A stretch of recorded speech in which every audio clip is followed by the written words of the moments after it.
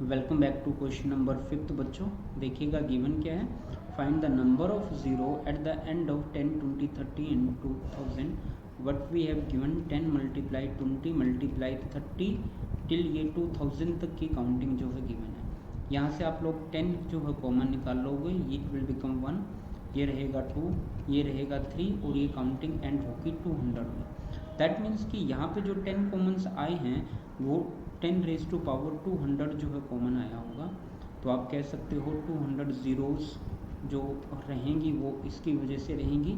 यहाँ पे भी ज़ीरोज़ काउंट कर लेते हैं। It will become 200 factorial divide with 5 become 40, right. 40 को यहाँ पे भी लिख लो। Divide by 5 again become 8, right. उस 8 को यहाँ पे भी लिख लो। अब इसको 5 से मैं डिवाइड कर सकता हूँ। मैंने यहाँ पे क्वोशंट लेना है, तो क्वोशंट क्या रहेगा मेरा 1 रहेगा, यानी वो एक 1 मैं यहाँ पे लिख लेता हूँ। तो इट विल बिकम 249 0, जो कि ऑप्शन नंबर मेरा बनता है बी।